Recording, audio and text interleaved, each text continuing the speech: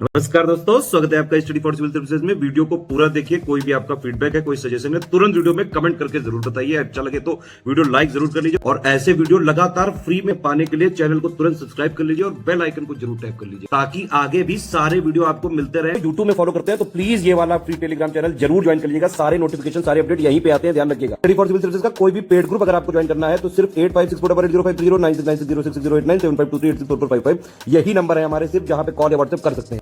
Instagram पे हमारा page जरूर फॉलो कर लीजिएगा, स्टडी फॉर सिविल .सर्विसेज है। ट्विटर पे हमको जरूर फॉलो कर लीजिएगा, @study for civils है।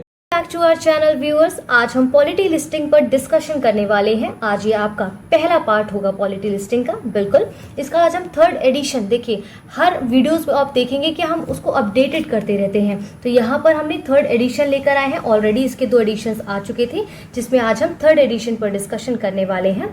क्योंकि देखिए हमारी हर वीडियोस को अगर आप देखेंगे सही से तो हम अपडेट करते रहते हैं, चीज़ों को अपडेट करते रहते हैं वहाँ पर जो भी नया डाटा आता है, ताकि आपको ज़्यादा मेहनत ना करनी पड़े और कम समय में कैसे अच्छा आउटपुट निकाला जा सकता है। इसके लिए आप स्टडी फॉर सिविल सर्विसेज से ऑलवेज जुड़े रहें और हमारी वीडियोस को लाइक करते रहें, हमारे चैनल को सब्सक्राइब करें ताकि इस तरह की कोई भी नई वीडियो आती है तो उसका नोटिफिकेशन आपको मिल सके। उसको शेयर कीजिए ताकि इसका लाभ सब ज़्यादा से ज़्यादा उठा सके। अंतिम उद्देश्य आपका अच्छा रिजल्ट आना है हमारे लिए। तो चलिए देखिए, और छोटी सी इन्फॉर्मेशन यहाँ मैं ऐड ऑन करना चाहूँगी। जैसे यदि आप पेड ग्रुप्स को ज्वाइन करना चाहते हैं तो इन नंबर्स पर कॉल करके आप ग्रुप्स के बारे में जानकारी ले सकते हैं या क्या कैसे क्या प्रोसेस रहेगा। वहीं इसी के साथ उन लोगों के लिए देखिए फ्री ग्रुप्स भी चलाए जा रहे हैं जो पेड ग्रुप नहीं ज्वाइन करना चाहते हैं, उनके लिए फ्री ग्रुप्स भी हैं टेलीग्राम पर। टेलीग्राम पर फ्री पिक्चर्स अपलोड की जाती हैं, फ्री क्विज रहते हैं वहां पर, फ्री वीडियोस रहती हैं। देखिए हर तरीके से हमारा मकसद है आपको मदद पहुंचाना, ताकि आपकी तैयारी में हम थोड़ा सा भी अगर सहयोग दे सके तो हमारे लिए बहुत बड़ी बात होगी ये। तो इसी के साथ हमारे साथ जुड़े रहें, अपनी तैयारी को मजबूत करते रहें, हमारी वीडियोज को लगातार देखते रहें। चलिए शुरू करते हैं आज के अपने वीडियो को। देखिए अपनी वीडियो को शुरू करने से पहले हमें यहाँ पर 2-3 चीजें ध्यान रखनी है। जैसे पॉलिटी लिस्टिंग क्यों बोला, देखिए हम पॉलिटी को क्रिस्प करके यहाँ पर समराइज करके लेकर आए हैं ताकि वही चीजें आपके सामने हम यहाँ पर प्रेजेंट कर सकें जो एग्जैक्टली क्वेश्चन पेपर में आती है। ठीक है, तो कम समय में कैसे आप ज्यादा से ज्यादा आउटपुट निकाल सकते हैं, कम समय में कैसे अपनी पॉलिटी को तैयार कर सकते हैं ताकि पीटी का जो पीटी है आपका वो ना रुके कभी भी। तो उसके लिए आप कंटिन्यू उसको देखिए, अच्छे से देखिए, नोट्स बनाइए और कैसे क्रिस्प करके को अच्छे से समझा जा सकता है। तो चलिए देरी किस बात की, शुरू करते हैं आज के अपने इस इंटरेस्टिंग टॉपिक को, अपने पॉलिटी लिस्टिंग के पहले पार्ट को। देखिए यहाँ पर देखिए क्या दिया है, parts of constitution of India and their related subjects and articles की बात की गई है। देखिए हमारे कॉन्स्टिट्यूशन में कितने पार्ट्स है पहले ये समझिए। 22 पार्ट्स है हमारे कॉन्स्टिट्यूशन में। ठीक है, उसमें आर्टिकल्स कितने आर्टिकल्स में डिवाइडेड है, ये 395 आर्टिकल्स हमारे कॉन्स्टिट्यूशन में। क्लियर हो गया है। चलिए अब हम स्टेप बाय स्टेप इन सारे पार्ट्स को, इन आर्टिकल्स को समझते हैं। आइए चलिए, पहला पार्ट क्या कहता है, पार्ट 1 में क्या है, the union and it's territories, यानी कि संघ और उसके राज्य क्षेत्र की बात की गई है। किस आर्टिकल में आता है, 1 to 4 के बीच में आप देखेंगे। पार्ट 2 हमारा क्या कहता है, सिटीजनशिप, यानी कि नागरिकता की बात करता है। किस आर्टिकल में आता है, 5 to 11 के बीच में आप नागरिकता के बारे में पढ़ेंगे। वहीं पार्ट 3 देखेंगे तो फंडामेंटल राइट्स देता है। इसमें फंडामेंटल राइट्स मूल अधिकारों की बात करता है, जिसमें 12 to 35 आपको 12 से लेके 35 तक इसमें आर्टिकल्स दिए गए हैं।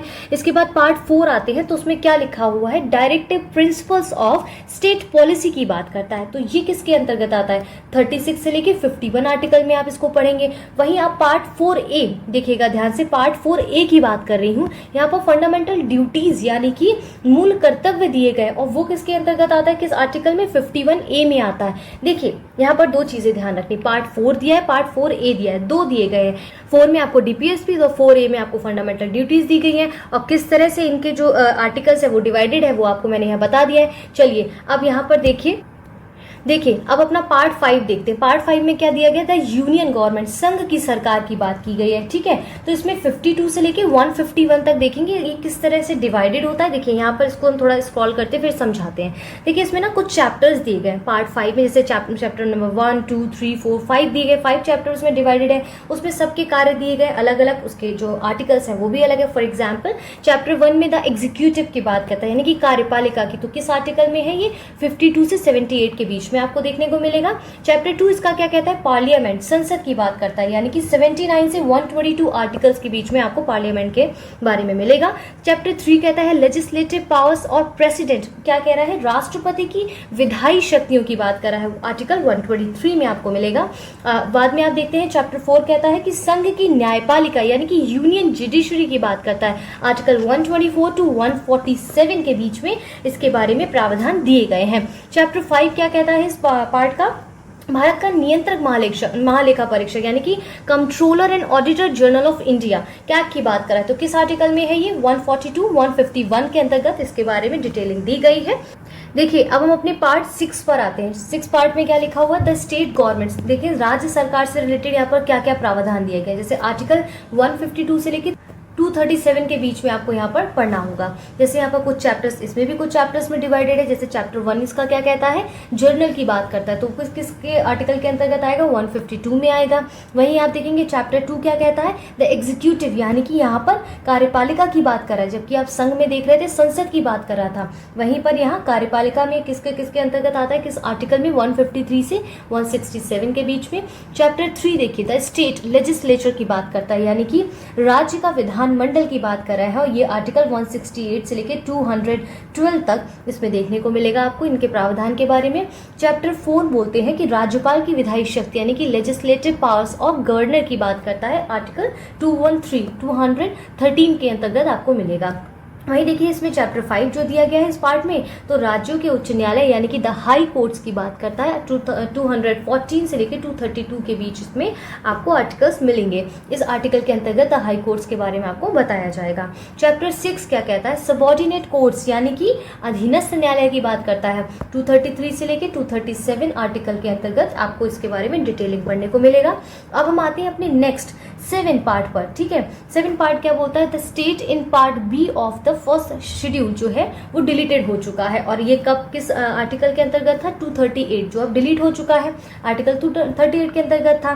देखिए यहाँ पर क्या था, इसको किस जो है अमेंडमेंट के द्वारा इसको हटाया गया था, तो 7th जो हमारा अमेंडमेंट था उसके द्वारा इसको हटाया गया था। चलिए आगे देखते हैं पार्ट 8 क्या कहता है। यहाँ पर देखिए द यूनियन टेरिटरीज की बात करता है, संघ राज्य क्षेत्र की, और ये किस आर्टिकल में आती है, 239 से लेकर 242 के अंतर्गत आपको इसके बारे में पता चलेगा क्या क्या चीजें इसमें दी गई। हम आगे भी डिटेल में पढ़ेंगे, यहाँ पर आपको थोड़ा सा क्रिस्प करके चीज़ें बताई जा रही है कि लास्ट मोमेंट में पीटी के टाइम पे आप रिकॉल कर सके, तो फटाफट से रिवाइज कर सके, है ना, इसीलिए तो इसका नाम लिस्टिंग दिया गया कि इन शॉर्ट आपको कैसे ज़्यादा चीज़ें बताई जा सके। आइए चलते हैं नेक्स्ट अपने पार्ट पर। पार्ट 9 क्या है, इसमें पंचायत की बात करता है, पंचायतें दी गई हैं, और पंचायत के आर्टिकल्स किससे के तक कब तक के हैं, 243 से लेकर 243O तक है। अधिकतर एग्जाम्स में, अब स्टेट एग्जाम्स की अगर हम बात करें पीसीएस की, तो पंचायत से काफ़ी क्वेश्चंस आपके पूछे जाते रहे, तो वेरी इंटरेस्टिंग पार्ट है ये। तो चलिए आगे देखिए पार्ट 9A क्या कहता है। पार्ट 9 में बोलता है पंचायत, पार्ट 9A में बोलता है म्यूनिसिपैलिटीज की बात करता है, यानी कि नगर पालिकाओं की बात करता है। ये किस आर्टिकल के अंतर्गत आता है, 243P से लेकर 243ZG तक आता है। ध्यान दीजिएगा, डायरेक्ट क्वेश्चन बनते हैं मैच द फॉलोइंग में, हम यहाँ पर गलती कर देते हैं, गलती नहीं करना है, रिवाइज करते रहिए। पार्ट 9B क्या कहता है, 9B कहता है कि सहकारी समिति यानी कि कोऑपरेटिव सोसाइटीज की बात करता है, 243ZH से लेकर 243ZT तक इसके बारे में यहाँ पर मेंशन है, ठीक है। अब हम आते हैं पार्ट 10 की ओर, जिसमें आपको मिलेगा the schedule and tribal areas के बारे में पता चलेगा। अनुसूचित और जनजातीय क्षेत्र जो है 244 से लेकर 240A में इसके बारे में दिया गया है। 9 इसमें बात देखिए, पार्ट जो हमारा 11 है ना, उसमें क्या दिया है, रिलेशन बिटवीन द, क्या दिया है, यूनियन एंड द स्टेट्स, किस आर्टिकल में आएगा, 245 से 263 तक आपको इन दोनों चीजों के बारे में, इनके रिलेशन के बिटवीन, जो यूनियन और स्टेट है उनके बिटवीन के जो रिलेशंस है, बीच के रिलेशंस के बारे में पता चलेगा। फॉर एग्जांपल चैप्टर 1 क्या कहता है, इसमें लेजिस्लेटिव रिलेशन की बात करता है, यानी कि विधायी संबंध कैसा है, तो 245 से लेकर 255 के बीच में आपको यहाँ पर मिलेगा। चैप्टर 1 जो इसका चैप्टर 2 है, देखिए यहाँ पर माफी चाहती हूँ, चैप्टर 2 है यहाँ पर, उसमें एडमिनिस्ट्रेटिव रिलेशंस की बात करता है, यानी कि प्रशासनिक संबंध कैसा होगा, वो 256 से लेके 263 के बीच आपको देखने को मिलेगा। चलिए फिर अब हम ऊपर देखते हैं, इसमें बाकी के अपने चैप्टर्स देख लेते हैं क्या है, बाकी के चैप्टर्स देखते हैं। जैसे इसमें फिर हम आते हैं पार्ट माफ़ी चाहती हूँ, पार्ट को हम दोबारा देखते हैं। इसमें पार्ट 12 कौन सा है हमारा, इसमें देखिए finance, property, contracts and suits के बारे में, यानी कि वित्त, संपत्ति, संविदाएं और बाद इसमें दिए गए हैं। तो किस आर्टिकल में आपको ये देखने को मिलेंगे, 264 से 300A के बीच में। वहीं आप इसमें भी कुछ चैप्टर्स में डिवाइडेड है हमारा पार्ट 12 जो है। तो चैप्टर 1 में वित्त यानी कि फाइनेंस के बारे में दिया है 264 से 291 के बीच में। चैप्टर 2 इसका क्या कहता है, उधार लेना, बोरोइंग की बात करता है, तो 292 से 293 के बीच में देखने को मिलेगा। वहीं यदि हम बात करें चैप्टर 3 की, तो इसमें क्या कह रहा है, संपत्ति, संविदाएं, अधिकार, दायित्व, बाध्यताएं या बाद, इसको इंग्लिश में देखिए क्या है, property, contracts, rights and liabilities, obligations and suits की बात है। 294 से 300 के बीच में मिलेगा आपको यहाँ पर आर्टिकल।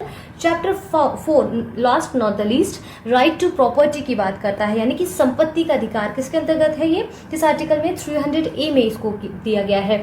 ठीक है, यहाँ तक क्लियर हो गया। अब हम आते हैं अपने अगले नेक्स्ट पार्ट की ओर, जो है हमारा नेक्स्ट पार्ट कौन सा है, 13 पार्ट है। यहाँ पर देखिए 13 पार्ट है ना। तो यहाँ पर क्या है कि इसमें क्या दिया गया है, trade, commerce and the intercourse with in the territory of India, यानी कि भारत के राज्य क्षेत्र के भीतर जो व्यापार, ट्रेड होता है, वाणिज्य होता है, समागम के बारे में यहाँ बताया गया। तो आर्टिकल किसके अंतर्गत है, 301 से 307 के बीच में है। वहीं आप देखेंगे इसमें, देखिए इसमें यहाँ पर कौन सा पार्ट दिया गया, ये 14 पार्ट लिखा है ना यहाँ पर। तो services under the union and the states, संघ और राज्य के अधीन जितनी भी सर्विसेज हैं यहाँ पर चैप्टर 1 और 2 में आपको देखने को मिलेगा, 308 से 323 के बीच में। चैप्टर 1 क्या कहता है, इसका सर्विसेज यानी कि सेवाओं की बात करता है, 308 से 314 के बीच में। चैप्टर 2 पब्लिक सर्विस कमीशन, यानी कि लोक सेवा आयोग, जो आप तैयारी कर रहे हैं ना, पब्लिक सर्विस कमीशन की बात करता है, 315 से 323 के अंतर्गत ये आर्टिकल्स आपको देखने के मिलेंगे। अब आते हैं नेक्स्ट पार्ट की तरफ, जो हमारा है नेक्स्ट पार्ट कौन सा है, देखिए 14A है। नेक्स्ट पार्ट कौन सा है, 14A की बात कर, अभी तक हमने 14 पढ़ा, अब 14A की बात कर रहा है, जिसमें अधिकरण यानी कि ट्रिब्यूनल्स दिए गए हैं, 320A से 320B, ये दो इसमें पार्ट्स में 2 आर्टिकल्स दिए गए हैं। आइए आगे देखते हैं। पार्ट इसमें देखिए पार्ट 15 क्या कहता है, निर्वाचन यानी कि इलेक्शंस की बात करता है, 324 से 329A के बीच में आपको इलेक्शन से रिलेटेड जितनी भी जानकारी है आर्टिकल्स में दी गई होगी। अब देखिए पार्ट हमारा आता है 16, तो 16 में क्या दिया गया है, special provisions relating to certain classes, यानी कि कुछ वर्गों से संबंधित विशेष प्रावधान दिए गए हैं। किस आर्टिकल में दिए गए, 330 से 342A के बीच में दिए गए हैं। आप देखते हैं इसमें जो हमारा नेक्स्ट पार्ट है 17 पार्ट है, यानी कि 17 पार्ट क्या कहता है, राजभाषा, ऑफिशियल लैंग्वेजेस भी हैं कुछ, तो उसके बारे में भी यहाँ पर दिया गया होगा। जैसे 343 से 351 तक इसमें दिया गया है। उसमें कई चैप्टर्स इसमें डिवाइडेड है। जैसे चैप्टर 1 में क्या है, संघ की भाषा, लैंग्वेज ऑफ द यूनियन हो गया, 343 344 इसके आर्टिकल्स हैं। चैप्टर 2 रिलीजन, लैंग्वेजेस की बात करता है, यानी कि प्रादेशिक भाषाएं किसके अंतर्गत दी गई, 345 से 347 के बीच में। चैप्टर 3 कहता है हमारा language of the supreme court and the high court and so on, so 348 से 349 में आपके उसके बारे में दिया गया है। चैप्टर 4 स्पेशल डायरेक्टिव्स के बारे में, यानी कि विशेष निर्देश की बात करता है, 350 एंड 351 आर्टिकल में आपको ये अच्छे से पढ़ने को मिलेगा। जब हम आगे डिटेलिंग में जानेंगे तो इसको और ब्रीफली हम इसको देखेंगे। आइए यहाँ पर हमारा कौन सा पार्ट है, ये देखिए यहाँ पर हमारा 18 पार्ट है। ये इमरजेंसी प्रोविजंस की बात करता है, आपात उपबंध इसमें दिए गए 352 से 360 के बीच में दिए गए हैं। ठीक है, इसके बाद हम देखेंगे जो हमारा कौन सा पार्ट है, 19 पार्ट है। यहाँ पर मिसलेनियस, विविध की बात करता है, प्रकीर्ण की बात, यानी कि 361 से 367 तक है ये। वही 20 पार्ट हमारा क्या कहता है, अमेंडमेंट ऑफ द कॉन्स्टिट्यूशन, 368 से ये जो है इस आर्टिकल के अंतर्गत दिया गया है। अब कितने देखिए अमेंडमेंट्स किन किन तरीके से होते हैं ये बाद में डिटेलिंग में पढ़ेंगे। यहाँ पर सिर्फ पार्ट्स के और उनके आर्टिकल्स के बारे में बात की जा रही है। 21 क्या कहता है part, temporary, transitional and special provisions की बात करता है, यानी कि अस्थायी, संक्रमणकालीन और विशेष उपबंध इसमें दिए गए 369 से 392 के बीच में। ठीक है, आगे देखिए जो हमारा जो 22 पार्ट है, यहाँ पर देखिए 22 पार्ट दिया गया ना, इसमें क्या है, शॉर्ट टाइटल हो गया, कमेंसमेंट हो गया, अथॉरिटेटिव हो गया, टेक्स्ट इन हिंदी एंड रिपील्स की बात करता है, संक्षिप्त नाम, प्रारंभ, हिंदी में प्राधिकृत पाठ और निरसन, यानी कि रिपील्स की बात करता है 393 से 395 के अंतर्गत। देखिए यहाँ तक आपके 22 पार्ट्स हो गए। 395 आपने आर्टिकल्स के बारे में थोड़ा सा रूबरू हो गए हैं, आप जान गए कि भाई किस पार्ट में क्या दिया गया। अब हम आगे इसमें देखिए क्या पढ़ेंगे, आइए अब हम स्क्रॉल करते हैं। चलिए देखिए, अब नेक्स्ट क्या है, हम क्या पढ़ने वाले हैं, articles of the Indian constitution and their related subjects. अभी जो हमने पार्ट्स में डिवाइडेड किया था आर्टिकल्स को, अब उनको हम इन डिटेल पढ़ेंगे कि फर्स्ट आर्टिकल में क्या है, सेकंड आर्टिकल में क्या, अभी तक हमने क्या पढ़ा था 1 to इसमें 1 to 4 में क्या है, 5 to 11 में क्या है, एक्सेट्रा एक्सेट्रा। अब हम इसको इन डिटेल पढ़ेंगे। देखिए डिटेल में पढ़ेंगे तभी हम क्वेश्चंस को टैकल करने में कैपेबल हो सकते हैं। ओके, चलिए नेक्स्ट देखते हैं हम अपना आर्टिकल 1 में क्या कहता है, उसके सब्जेक्ट्स दिए गए। तो देखिए पहले यूनियन एंड इट्स टेरिटरीज के बारे में हम पढ़ेंगे, संघ और उसके राज्य क्षेत्र, उसके जो है क्षेत्रों के बारे में पढ़ेंगे। तो पहला आर्टिकल क्या कहता है, name and territory of the union, संघ का नाम और उसका राज्य क्षेत्र है। आर्टिकल 2 क्या कहता है, एडमिशन और स्टेब्लिशमेंट ऑफ न्यू स्टेट्स, नए राज्यों का प्रवेश और उसकी स्थापना दी गई है। आर्टिकल 2A हमारा क्या कहता है, Sikkim to be associated with the union, इसको रिपील यानी कि निरस्त कर दिया गया है कि सिक्किम को संघ के साथ जोड़ा जाए। क्लियर है। थर्ड हमारा आर्टिकल क्या कहता है, formation of new states and alteration of areas, boundaries और नेम ऑफ एग्जिस्टिंग स्टेट्स की बात करता है। नए राज्यों के जो नेम है, उनके जो प्रेजेंट स्टेट्स हैं, पुराने स्टेट्स हैं के क्षेत्रफल, सीमा और उनके नाम में चेंजेस की बात करता है। क्लियर है। चलिए देखिए नेक्स्ट आर्टिकल हमारा क्या है, आर्टिकल 4 है। इसमें क्या दिया, laws made under article 2 and 3 to provide for the amendment for the first, ध्यान दीजिएगा, फर्स्ट एंड फोर्थ शेड्यूल्स की बात करता है, and supplemental, incidental and consequential matters की यहाँ पर बात की गई है। तो किस आर्टिकल 2 और 3 के अंतर्गत बनाई गई कुछ विधियां हैं, जिसमें अनुपूरक हो गया, अनुषांगिक हो गया, पारिमाणिक विषय यानी कि क्या लिखा है, देखिए सप्लीमेंटल, इंसिडेंटल, कॉन्सिक्वेंशियल मैटर्स के बारे में कि दिया गया है आर्टिकल 2 एंड 3 में। ठीक है, वहीं पर फर्स्ट एंड फोर्थ जो शेड्यूल आप देखेंगे उसमें इन सब चीज़ों के बारे में बताया गया, सारी विधियां उसमें इन शॉर्ट इसमें ये जो विधियां दी गई हैं वो सब यहाँ पर मेंशन किया गया है। चलिए नेक्स्ट जंप करते हैं, सिटीजनशिप, नागरिकता के बारे में हम पढ़ते हैं क्या क्या आर्टिकल्स हैं, किसमें क्या बताया गया, किसके लिए क्या प्रोविजंस हैं। देखिए जैसे हमारा आर्टिकल 5 क्या कहता है कि citizenship at commencement of the constitution. ठीक है, तो यहाँ पर क्या संविधान के प्रारंभ पर नागरिकता की बात की गई है। आर्टिकल 6 क्या कहता है इसमें कि पाकिस्तान से भारत को आने वाले, प्रोविजन करने वाले कुछ व्यक्तियों के नागरिकता के अधिकारों की बात की गई है पार्ट 6 में, कॉन्स्टिट्यूशन 6 में। वहीं 7 में आप देखेंगे कि 7 में देखिए citizenship of certain migrants to Pakistan. अब ध्यान दीजिएगा, कॉन्ट्रोडक्टरी हो सकती है, ऐसे स्टेटमेंट चेंज होकर स्वैप होकर आ सकते हैं प्रश्न में। तो यहाँ पर जो हमारा जो कॉन्स्टिट्यूशन 7 कहता है कि भारत को, इसमें है भारत को प्रवचन करने वाले कुछ व्यक्तियों के नागरिकता, कुछ सिटीजनशिप के उनके राइट्स दिए गए। क्लियर है। आगे देखते हैं अपना आर्टिकल 8 क्या बोलता है कि right of citizenship of certain persons of Indian origin reside, क्या लिखा है, रेजिडाइंग आउटसाइड इंडिया, यानी कि आर्टिकल 8 कहता है कि भारत से बाहर रहने वाले भारतीय मूल के जो व्यक्ति है ना, उनके नागरिकता के अधिकार की बात यहाँ पर की गई है। ठीक है, देखिए अब हमारा आर्टिकल 9 क्या बोलता है कि विदेशी राज्य की नागरिकता जो अपनी इच्छा से अर्जित करने वाले व्यक्तियों को नागरिक का ना होना। क्या लिखा है, देखिए, पर्सन वॉलंटरली एक्वायरिंग, ठीक है, acquiring citizenship of a foreign state not to be citizen की बात कर रहा है। आर्टिकल 10 हमारा क्या कह रहा है, देखिए इसमें आर्टिकल 10 हमारा कहता है कि नागरिकता के अधिकारों का बना रहना। ठीक है, सिटीजनशिप की जो उनके राइट्स है उसको बने रहने की बात करता है। आर्टिकल 11 क्या कहता है कि संसद द्वारा, क्या लिखा है, देखिए, parliament to regulate the right of citizenship by law की बात करता है। संसद द्वारा नागरिकता के अधिकारों का विधि द्वारा विनिमय, क्या लिखा है, विनियम किया जाना होता है। ठीक है, आर्टिकल 12 देखिए, यहाँ पर आर्टिकल 12 को पढ़ने से पहले देखिए किसके अंतर्गत क्या क्या दिया गया। जैसे हम मूल अधिकार देखेंगे तो वो हमारे आते हैं 12 से लेकर किस आर्टिकल तक भी बताया था आपको मैंने, 35 तक बताया था यहाँ पर। ठीक है, वही चीज हमें यहाँ पर अच्छे से रिवाइज करनी है। For example definition of states, यहाँ पर डेफिनेशन दी गई है इसके बारे में। ठीक है, नेक्स्ट है हमारा आर्टिकल 13 जिसमें लॉज के बारे में क्या दिया गया। देखिए आर्टिकल 13 कहता है मूल अधिकारों से असंगत या उनका अल्पीकरण करने वाली विधियां। यहाँ पर लिखा है ना, derogation of the fundamental rights, इसके बारे में दिया गया है। आर्टिकल 14 कहता है इक्वलिटी बिफोर लॉ। आर्टिकल 14 ऐसा क्यों कह रहा है कि विधि के समक्ष समता के बारे में आपसे यहाँ पर दिया गया है। नेक्स्ट आर्टिकल है आर्टिकल 15 जिसमें prohibition of discrimination on grounds of religion, race, caste, sex और प्लेस ऑफ बर्थ की बात की गई है। धर्म, मूल वंश, जाति, लिंग और जन्म स्थान के आधार पर भेदभाव भेदभाव का इसमें निषेध किया जाता है। ठीक है, इसके बाद आर्टिकल 16 क्या कहता है, equality of opportunity in matters of public employment की बात करता है कि लोक नियोजन के विषय में अवसर की समानता। ठीक है, आर्टिकल 17 देखिए क्या कहता है, ओवल्यूशन ऑफ अनटचेबिलिटी, अस्पृश्यता का अंत यहाँ पर बोल रहा है जो हमारा आर्टिकल है। देखिए आगे जब आप पढ़ेंगे डिटेलिंग में तो देखेंगे कि अस्पृश्यता जैसे और भी कई शब्द हैं जिनको डेफिनेशन नहीं दी गई हमारे कॉन्स्टिट्यूशन में। तो इस तरह से प्रश्न पूछते हैं कि भाई इनके बारे में डेफिनेशन दी गई है, जैसे फॉर एग्जांपल यहाँ अस्पृश्यता की बात की गई आर्टिकल 17 में, तो ध्यान देना है। देखिए नेक्स्ट आर्टिकल हमारा आता है आर्टिकल 18 जिसमें हम ओवल्यूशन ऑफ टाइटल्स यानी कि उपाधियों के अंत की बात की गई है यहाँ पर। देखिए 19 आर्टिकल में क्या दिया है, protection of certain rights regarding freedom of speech etcetera की बात की गई है। देखिए इसमें क्या दिया था कि आर्टिकल 19 में वाक स्वतंत्रता आदि विषयक कुछ अधिकारों का संरक्षण, कुछ प्रोटेक्शन की इसमें बात की गई है।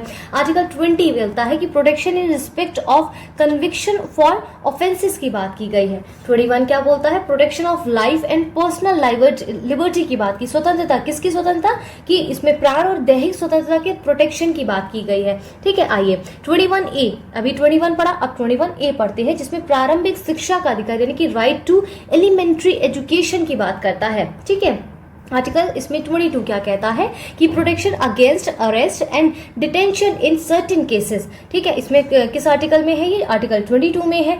देखिए आर्टिकल 23 क्या कहता है हमारा कि बलात्श्रम और मानव के दुर्व्यापार का निषेध करता है। यहाँ पर लिखा है ना, देखिए आर्टिकल 23 में कि traffic in human beings and forced labour की बात कर रहा है यहाँ पर। देखिए आर्टिकल 24 क्या कह रहा है, यहाँ पर देखते हैं। आर्टिकल 24 कहता है कि कारखानों में बाल श्रम आदि का निषेध किया गया है। यहाँ पर देखिए लिखा है ना, employment of children in factories etcetera.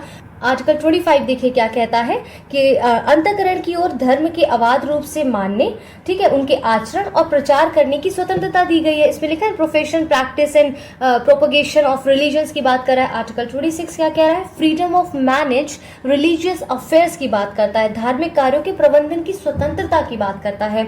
27 article बोलते हैं कि freedom as to payment of taxes for promotion of any particular religion. Clear है। 28 हमारा आर्टिकल क्या कहता है, freedom as to attendance at religious instructions और religious worship in certain educational institutions की बात कर रहा है। 28 दैट मीन्स निश्चित शैक्षणिक संस्थानों में धार्मिक निर्देशों अथवा पूजा में उपस्थिति होने की फ्रीडम की बात कर रहा है।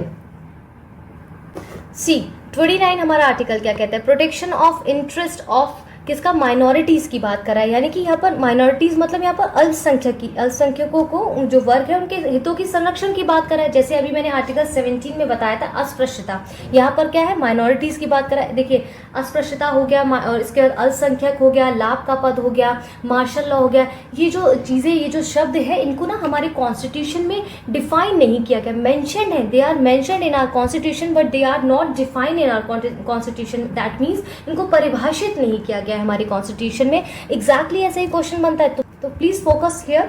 आर्टिकल 30 क्या कहता है हमारा, right of minority to establish and administer educational, किसके बारे में कह रहा है, इंस्टीट्यूशंस की बात कर रहा है ये। ठीक है, इसमें शिक्षक संस्थाएं जो है उनकी स्थापना प्रशासन करने के लिए जो माइनॉरिटीज है, जो अल्पसंख्यक वर्ग है, उनके अधिकारों की बात कर रहा है। आर्टिकल 31 कहता है कंपल्सरी, यहाँ पर किसकी बात कर रहा है कि संपत्ति की जो अनिवार्य अधिग्रहण है उसको अब देखिए रिपील कर दिया गया है। यहाँ पर दे रहा है उसको प्रॉपर्टी का जो यहाँ पर आर्टिकल दिया गया है उसको 31 को रिपील कर दिया है। वो किसके अंतर्गत आता है, आपको अभी पढ़ाया था मैंने, आर्टिकल 300A में दिया गया है अब इसके बारे में। करेक्ट, चलिए आगे देखते हैं 31A क्या बोलता है कि देखिए यहाँ पर क्या लिखा है, saving of loss providing for acquisition of states etcetera. यानी कि 31A में बोलते हैं कि जो संपदाएं हैं उनके अर्जन के लिए जो उपबंध करने वाली विधियां हैं उनके क्या है, किसकी बात कर रहा है, एक्विजिशन की बात कर रहा है। चलिए आगे देखते हैं 31B क्या बोलता है हमारा।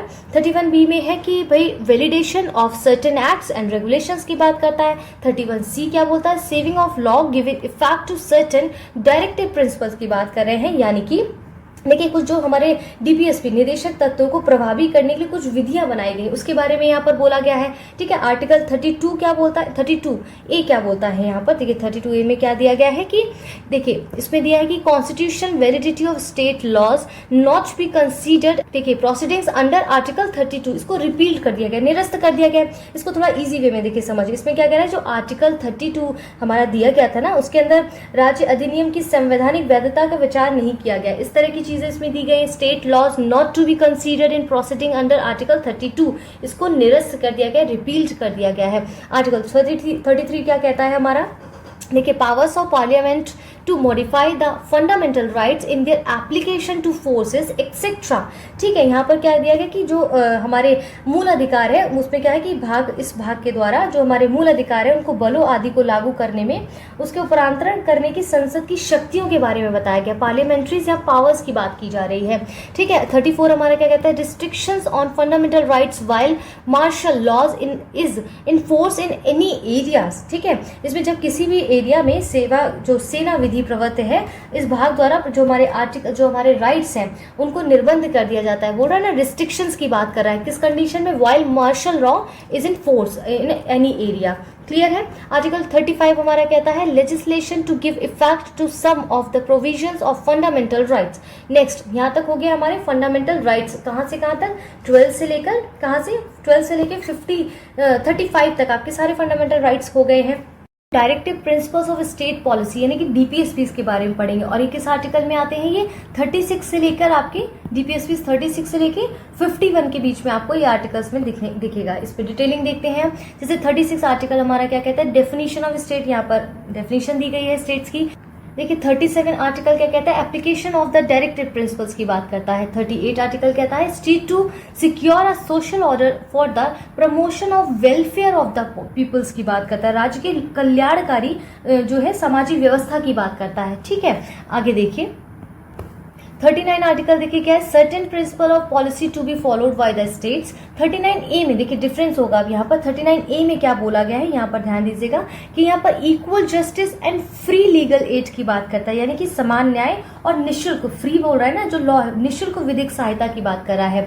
आर्टिकल 40 में देखिए ऑर्गेनाइजेशंस ऑफ विलेज पंचायत, यहाँ पर जो पंचायतों के संगठन की बात की गई। देखिए जब हम डीपीएसपी पढ़ते हैं ना, तो देखिए ऐसे तो सब कुछ इसमें मेंशन है, लेकिन इंपॉर्टेंट इसमें भी और क्या इंपॉर्टेंट है, जैसे हमारा आर्टिकल 39A हो गया, 44 हो गया, 40 हो गया, वहीं आप देखेंगे 45 हो गया। ठीक है, उसमें वो जो उनकी निःशुल्क की शिक्षा की बात करता है 45 में, वहीं आप देखेंगे कि 48A हो गया, ऐसे एक्सेट्रा, जैसे 51 हो गया एक्सेट्रा। आपको जो आर्टिकल्स है इसके अंतर्गत विशेष रूप से उनको फोकस करना होगा। जैसे 41 पे चलिए देखते क्या कहता है कि right to work to education and to public assistance in certain cases की बात कर रहा है यहाँ पर 41 में, यानी कि कुछ ऐसी कंडीशंस है जिसमें काम, शिक्षा और लोक सहायता पाने का जो है राइट्स की बात कर रहा है। 42 क्या कह रहा है, provision for just and human conditions of work and maternity relief की बात कर रहा है कि काम में जो न्याय संगत हो और मानवोचित जो दशाएं हैं उनकी प्रसूति, यानी कि क्या बोल रहा है यहाँ पर, देखिए किसकी बात कर रहा है यहाँ पर मर्टर्निटी की बात कर रहा है ना, तो उसमें सहायता के कुछ उपबंध दिए गए हैं यहाँ पर।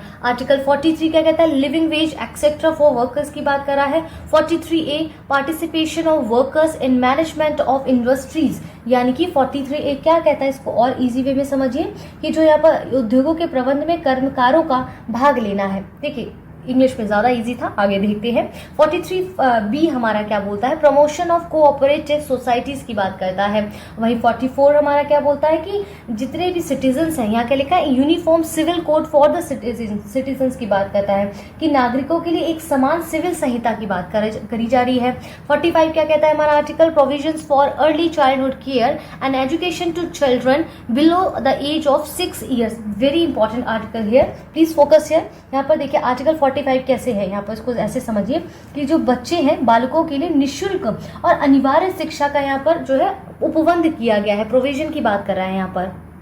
नेक्स्ट 46 आर्टिकल बोलते हैं promotion of education and economics interest of scheduled caste, scheduled tribes and other weaker sections. 46 क्या बोलता है कि अनुसूचित जाति यानी कि शेड्यूल्ड कास्ट, शेड्यूल्ड ट्राइब्स और जो दुर्बल वर्गों के शिक्षा और उनके फाइनेंशियल ये कि अर्थ संबंधी हितों की अभिवृद्धि, यहाँ पर लिखा है ना, वीकर सेक्शंस के इकोनॉमिक इंटरेस्ट की बात कर रहा है।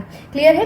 47 बोलता है duty of the state to raise the level of nutrition and the standard of living and to improve public health. 48 article बोलते हैं कि organisation of agriculture and animal husbandry की बात करता है, यानी कि कृषि और पशुपालन के संगठन की बात कर रहा है। 48 क्या बोलता है, protection and improvement of environment and safeguarding क्या बोला है, safeguarding of forest and wildlife की बात करता है। यानी कि यहाँ पर देखिए पर्यावरण के संरक्षण वेरी इंपॉर्टेंट, क्योंकि देखिए इन्वायरमेंट आज के समय में अपने आप में एक बड़ा टॉपिक हो जाता है। पर्यावरण का संरक्षण, संवर्धन और वन्य जीवों की रक्षा। देखिए पर्यावरण है तो वन है, वन की बात करें तो वन्य जीवों को कैसे छोड़ सकते हैं, उनके प्रोटेक्शन की भी तो बात की जाएगी ना वाइल्ड लाइफ में। आइए 49 आर्टिकल बोलते हैं protection of monuments and places and objects of national importance, यानी कि राष्ट्र महत्व के जितने भी स्मारक हैं या मॉन्यूमेंट्स की बात कर रहा है ना, स्मारकों की बात कर रहा है, उनके स्थानों को, उनके वस्तुओं के संरक्षण की बात कर रहा है।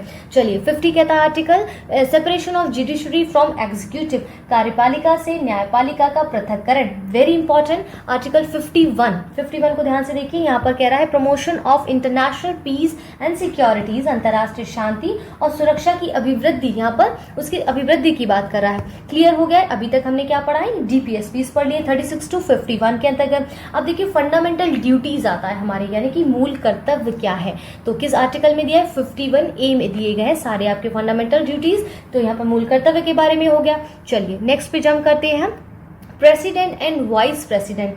देखिए हमारे जो राष्ट्रपति उपराष्ट्रपति है ना, उससे कई बार क्वेश्चन पूछा जाता है, उनके स्टेटमेंट दे जाते हैं दोनों के बारे में, और दोनों के जो मतलब कार्य हैं, जो उनके निर्वाचन है, उनके पद से इस्तीफा या उनका महाभियोग है, इसके बारे में उनके स्टेटमेंट चेंज कर दिए जाते हैं, स्वैप कर दिए जाते हैं और पूछ जाता है किसके अंतर्गत है।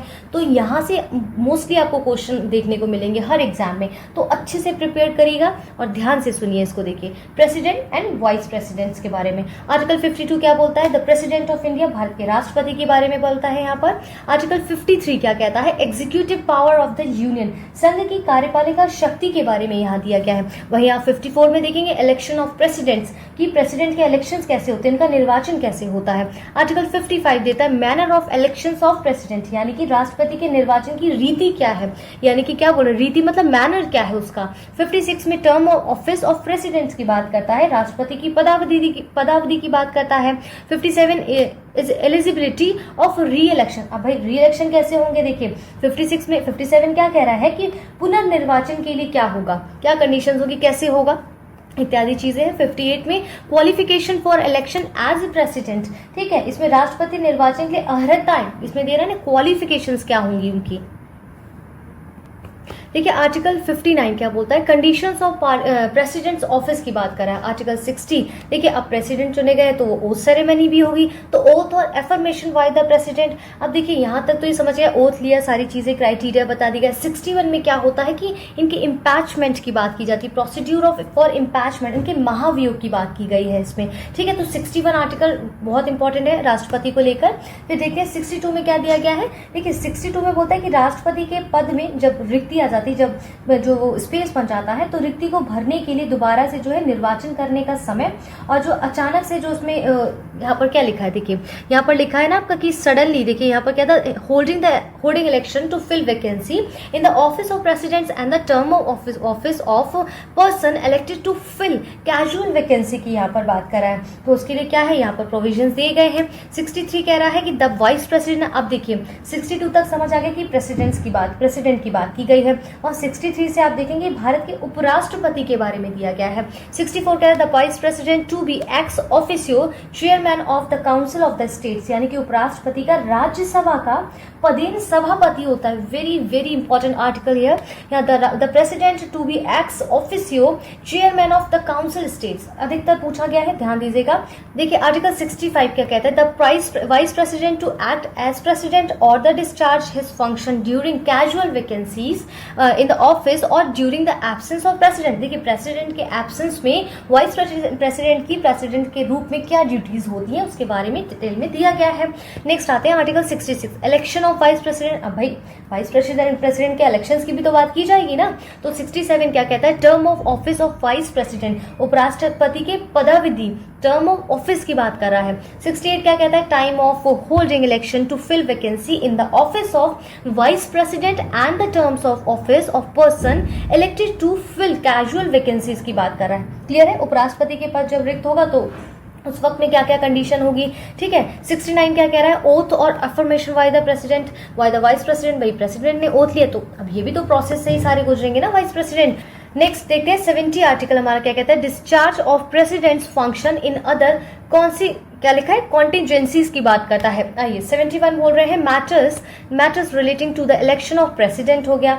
72 में क्या दिया, power of president to grant pardons etcetera and to suspend, remit और commute sentences in certain cases की बात कर रहा है। इसको देखिए ऐसे समझिए, आर्टिकल 72 में क्या दिया कि जैसे कि इसमें कुछ मामलों में दंडादेश के निलंबन की बात करें ना, इसमें उसके फिर क्या परिहार, इसमें देखिए थोड़ा सा इसको टफ है यहाँ पर, देखिए निलंबन, परिहार, लघुकरण की राष्ट्रपति की शक्तियों के बारे में इसमें बताया गया है। ये ज़्यादा इजी हो जाता है, जैसे इसमें ग्रांट पार्डन्स हो गया, सस्पेंड हो गया, रेमिट हो गया और commute sentences in certain cases की बात कर रहा है। यहाँ पर देखते हैं नेक्स्ट हमारा एंड बचता है इससे रिलेटेड आर्टिकल 73। तो 73 में क्या दिया गया है, extent of executive powers of the union, यानी कि संघ की कार्यपालिका शक्ति की विस्तार, उसके एक्सटेंट की बात कर रहा है। क्लियर हो गया है। चलिए अब हम देखते हैं अपने नेक्स्ट आर्टिकल्स को, जो 74 से 78 तक आपको देखेंगे। इसमें union ministers and attorney general of India के बारे में बताया गया है। देखिए पहला इसमें जो या union ministers and attorney general India से रिलेटेड जो 74 आर्टिकल है वो क्या बोलते हैं कि council of ministers to aid and advise president, यानी कि राष्ट्रपति को जो सहायता और सलाह देने के लिए एक मंत्री परिषद की बात कर रहा है, काउंसिल ऑफ मिनिस्टर्स की बात कर रहा है यहाँ पर।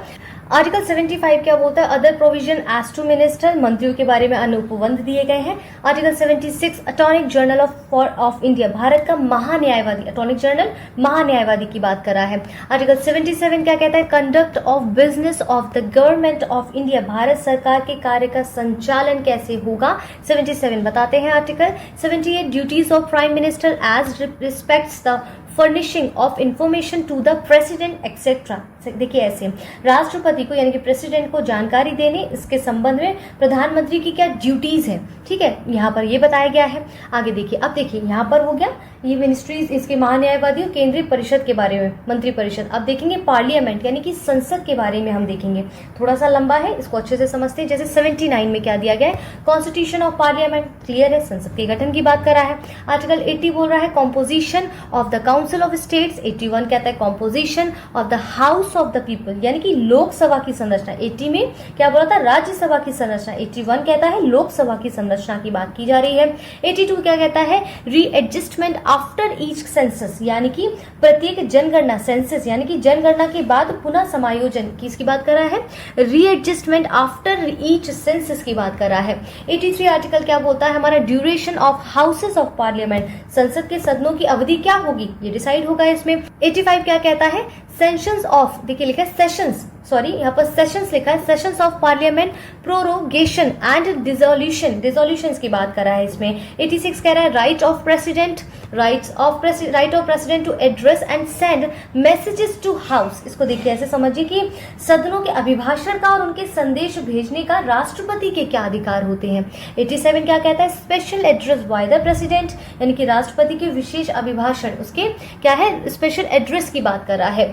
88 क्या बोलता है, right of ministers and attorney general as respects houses की बात कर रहा है।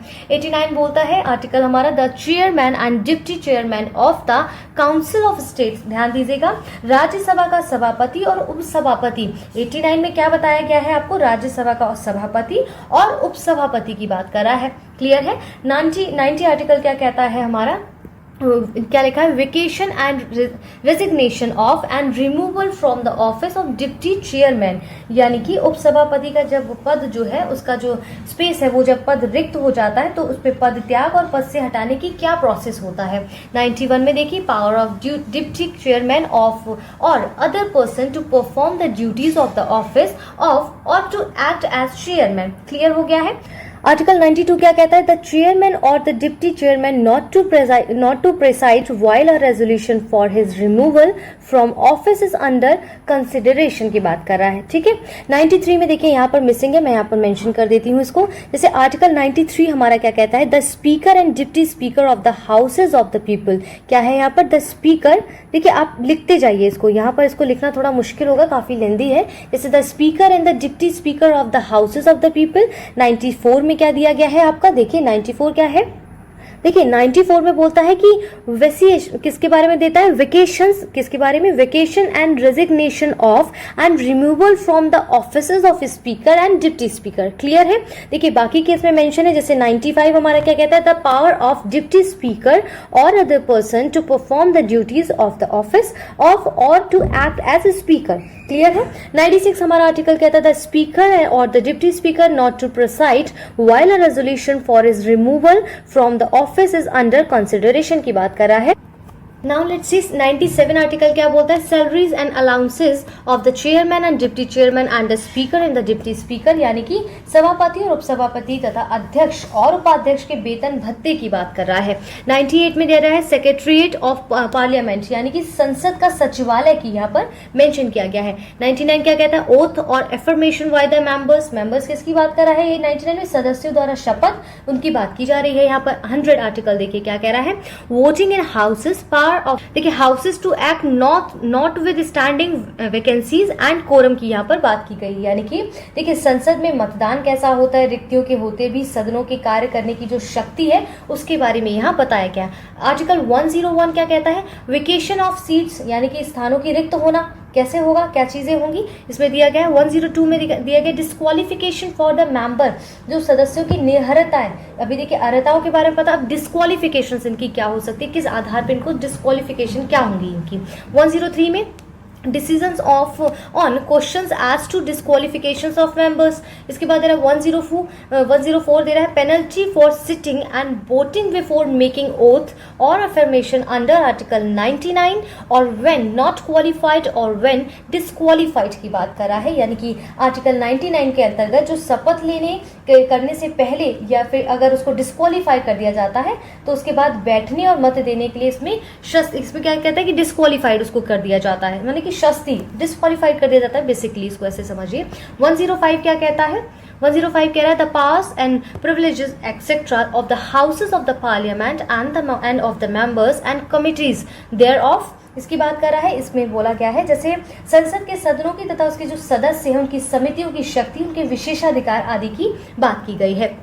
क्लियर है। देखिए 106 क्या कह रहा है, salaries and allowances of the members, ठीक है, सदस्यों के वेतन और भत्ते की बात कर रहा है। भाई वो यहाँ पर काम कर रहे हैं तो उनको वेतन भत्ते तो दिया ही जाएगा ना, वहां पर अटेंडेंस दे रहे हैं अपनी। 107 provisions as to introduction and passing of the bill, ठीक है, क्लियर है ये।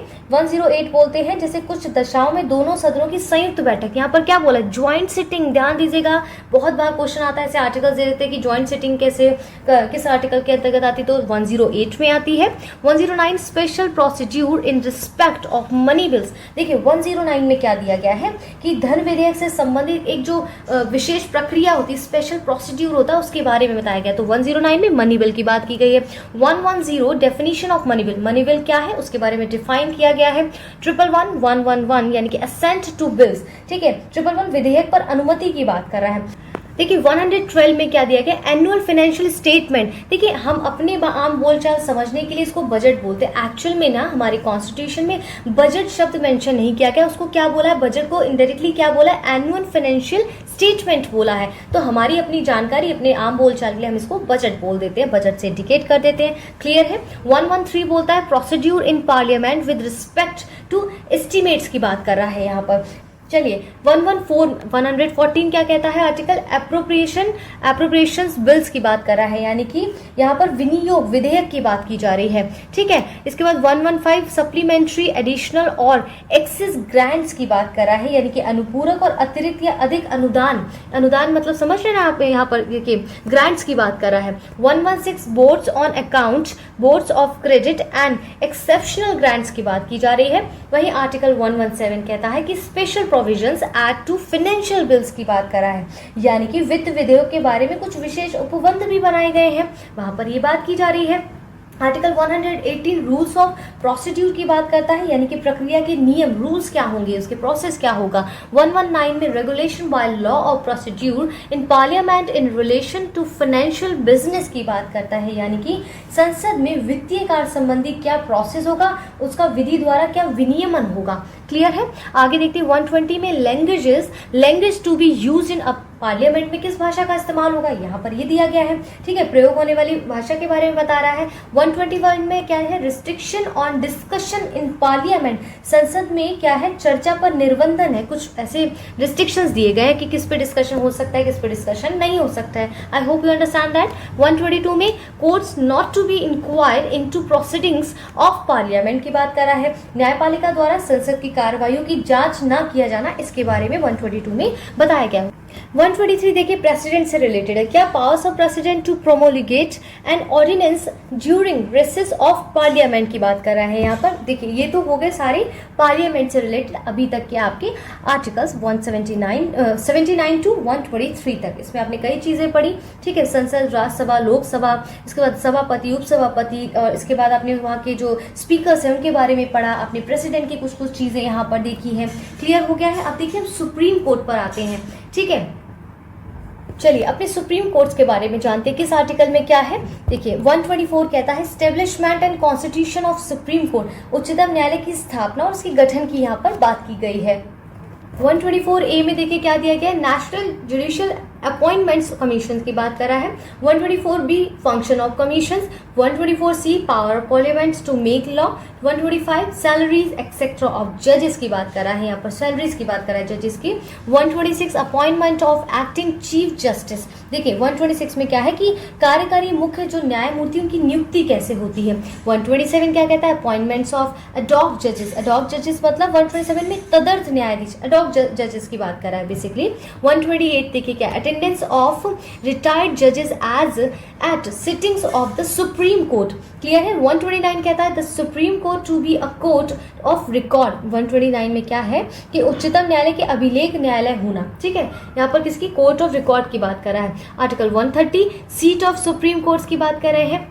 आइए 131 क्या बोलता है कि सुप्रीम कोर्ट के आरंभिक अधिकारिता यानी कि original jurisdiction of the supreme Court की बात करता है 131।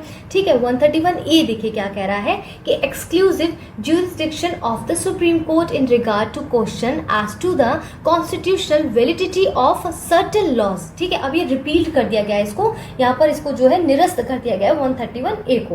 क्लियर है। 132 देखते हैं क्या कहता है, appellate jurisdiction of supreme court in appeals from high courts in certain cases। देखिए 132 में क्या है कि कुछ केसेस होते हैं जिसमें हाई कोर्ट में अपीलों, हाई कोर्ट से जो अपीलों में सुप्रीम कोर्ट की अपीलें की अधिकारिता देता है यहाँ पर।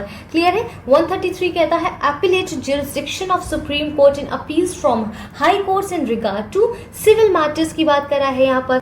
134 क्या है, देखिए appellate jurisdiction of supreme court in regard to criminal matters. अब इसमें देखिए क्रिमिनल मैटर्स की बात कर रहा है कि दांडिक विषय क्या होंगे, क्रिमिनल मैटर्स क्या होंगे, उसके बारे में सुप्रीम कोर्ट के क्या जो है वो यहाँ पर उसके अपीली अधिकारिता की यहाँ पर बात की जा रही है। 134A कह रहा है certificate for appeal to the supreme Court. 135 क्या कह रहा है, jurisdiction and powers to the of the Federal Court under existing law to be exercisable by the supreme court. Clear है। 136 हमारा आर्टिकल कहता है the special leave to appeal by the supreme Court, यानी कि यहाँ पर अपील के लिए सुप्रीम कोर्ट के विशेष इजाजत की जरूरत होती है। देखिए 137 और 138 में मेंशन नहीं है, यहाँ पर मैं लिखना आपको बताना चाहूंगी। देखिए क्या है, देखिए 137 में क्या है, यहाँ पर मिसिंग है थोड़ा कि रिव्यू ऑफ जजमेंट्स और order by the Supreme courts. ठीक है, यहाँ पर ये दिया गया है। इसके बाद आप 138 में देखेंगे तो 138 में आर्टिकल में ये मेंशन किया गया है कि देखिए इसमें दिया गया कि enlargement of the jurisdiction of the supreme Court की बात कर रहा है यहाँ पर, यानी कि किसकी बात कर रहा है कि उच्चतम न्यायालय की अधिकारिता की वृद्धि कह रहा है ना कि इसमें वृद्धि कैसे होगी इस चीजों में, तो यहाँ पर ये हो गया। 139 में कह रहा है कि conferment on the Supreme Courts of powers to the issues certain writs की बात करें। यहाँ पर कुछ रिट्स दिए गए हैं जैसे 139 में कि कुछ रिट निकालने की शक्तियों का सुप्रीम कोर्ट के पास प्रदत्त किया जाता है, उनको सुप्रीम कोर्ट को प्रदत्त किया जाना है। 139 ये कह रहा है ट्रांसफर ऑफ सर्टेन केसेस। 140 में क्या बोल रहे हैं कि सुप्रीम कोर्ट की जो है वो एंसिलरी पावर्स की बात कर रहा है यहाँ पर। 141 देखिए क्या कहता है, law declared by the supreme court to be binding on all courts की बात कर रहा है यहाँ पर, किसमें 141 में। ठीक है। 142 कहता है कि यहाँ पर देखिए enforcement of decrees and order of Supreme Courts and orders as to discovery. देखिए यहाँ पर क्या है 142 कह रहा है ना, तो सुप्रीम कोर्ट की डिक्रियों और आदेशों का जो प्रवर्तन होता है उसके बारे में यहाँ पर आदेश दिए जाते हैं। 143 powers of president to consult Supreme Court. 144 कहता है civil and judicial authorities to act in aid of the supreme Court की बात कर रहा है। आर्टिकल वहीं 144A देखेंगे आप, तो यहाँ पर उसके नियमों की संवैधानिक वैधता से संबंधित कुछ जो क्वेश्चंस हैं उनके विशेष प्रावधान दिए गए, लेकिन इसको अब रिपील्ड कर दिया गया, हटा दिया गया है। वहीं आप 145 देखेंगे रूल्स ऑफ कोर्ट, उनके न्यायालय के कुछ नियम भी होंगे। 146 में कह रहा है officers and servants and the expenses of the supreme Court, यानी कि सुप्रीम कोर्ट के अधिकारी और सेवक के उनके व्यय के बारे में बात की गई है यहाँ पर। 147 क्या कहता है, इसके इंटरप्रेशन यानी कि निर्वचन की बात करता है। क्लियर है। देखिए अब हम इसमें क्या पढ़ेंगे, controller and auditor general of India यानी कि भारत का नियंत्रक एवं महालेखा परीक्षक के बारे में, जो 148 से 151 आर्टिकल में इसके बारे में डिटेल में दिया गया। 148 देखिए भारत का नियंत्रक एवं महालेखा परीक्षक के बारे में बताया गया। क्लियर है। 149 में उसकी ड्यूटीज, उसके पावर, कर्तव्य, उसकी शक्तियों के बारे में बताया गया। 150 में संघ और राज्यों के लेखाओं के प्रारूप यानी कि form of accounts of the unions and the state of the states की बात की गई है। 151 में ऑडिट रिपोर्ट्स यानी कि ऑडिट्स की जो रिपोर्ट्स है उनके बारे में यहाँ पर मेंशन किया गया है 151 में।